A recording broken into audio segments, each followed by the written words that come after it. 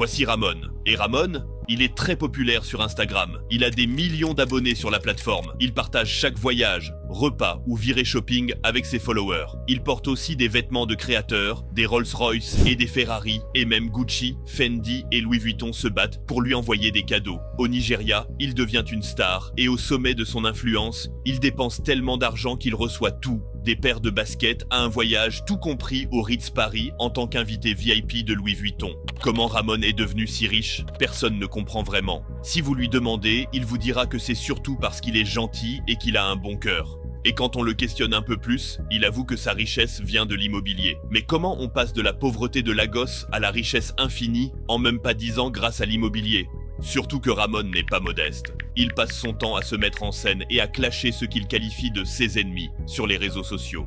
Croyez-moi, tous ceux qui portent des vêtements ou montres fake, Raymond est là pour vous afficher. Lui, par contre, ne voyage plus qu'en jet privé et il a une suite entière à lui au Palazzo Versace à Dubaï, dans laquelle il habite depuis 33 mois. 33 mois à au moins 500 € la nuit. Café Obama, au moins 500 000 € dépensés en frais d'hôtel. Auprès de lui, il a tous ses meilleurs amis. Surtout celui-là, il s'appelle Jacob. Jacob et Ramon font tout ensemble. D'ailleurs, Jacob a aussi un Instagram dans lequel il poste des photos de lui habillé en marque et conduisant des voitures de luxe. Comme une version moins riche et moins clinquante de Ramon en gros. Un jour de juin 2020, Ramon se réveille, se préparant encore certainement à faire de belles transactions immobilières, comme d'habitude, quand tout à coup, bam, la porte se fait défoncer violemment. Ramon, incrédule, voit alors des dizaines de policiers de Dubaï encagoulés débarquer et le traiter comme le dernier des criminels. Lui, Jacob et les autres, une dizaine de personnes en tout se font aussi arrêter. Ramon est emmené au poste de police de Dubaï sous bonne escorte et il commence à être interrogé. Ramon crie son désespoir. « Je ne suis qu'un simple agent immobilier » et le policier semble d'abord compatissant, avant de commencer tout bonnement à rigoler. « Ramon, arrêtez votre cinéma, nous savons qui vous êtes. Vous êtes Hush Puppy, le plus grand arnaqueur nigérian de tous les temps. » Et oui, la police vient de démasquer l'homme à la tête du plus grand réseau d'arnaques des temps modernes.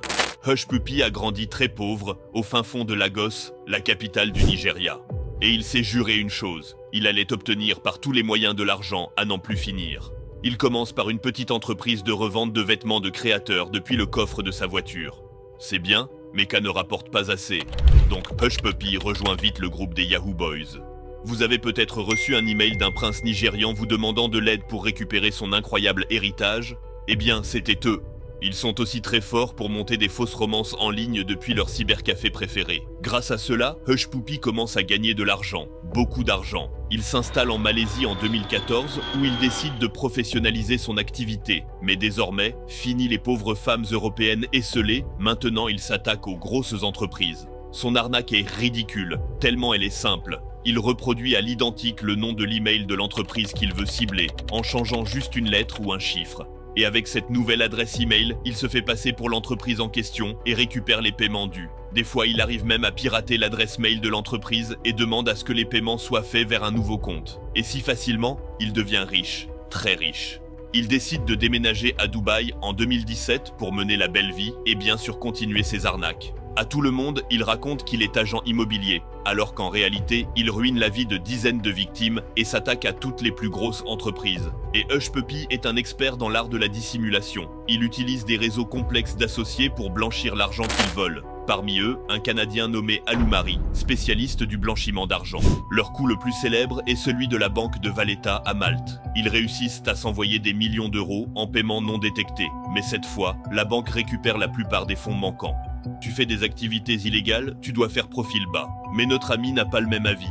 En avril 2019, Aloumari le recontacte et lui dit qu'une grosse somme va bientôt arriver. 300 millions de dollars d'une équipe de la Premier League anglaise. Comme d'habitude, le plan est si simple que même un enfant de 5 ans peut l'exécuter. Hush Puppy et Aloumari remplacent les coordonnées bancaires que le club de Premier League doit payer par un compte mexicain appartenant à Hush Puppy. Pas de chance. Par miracle, les banques basées au Royaume-Uni sentent l'entourloupe et refusent catégoriquement de payer un compte au Mexique. Aloumari et Hush Puppy sont donc forcés d'abandonner leur plan d'escroquerie. Plus tard dans l'année, ils réussissent à arnaquer un grand cabinet d'avocats à New York pour plusieurs millions de dollars et ils divisent l'argent et l'envoient sur plusieurs comptes. Ce sera la dernière arnaque de Aloumari, car le lendemain, le FBI l'attend à sa descente d'avion. Le jour d'après, Momfa, le vieil ami du Choupi, est arrêté au Nigeria pour fraude et blanchiment d'argent. Pensez-y, vos amis avec qui vous avez l'habitude de faire des arnaques sont tous en train de se faire arrêter un peu partout dans le monde. Et toutes leurs conversations avec vous sont maintenant entre les mains des forces de l'ordre. Ce serait probablement une bonne idée de disparaître, non? Mais non, Hush Puppy ne peut pas, car Hush Puppy est accro à Instagram. Le seul effort qu'il daigne faire, c'est changer sa bio de maître milliardaire de Gucci à promoteur immobilier.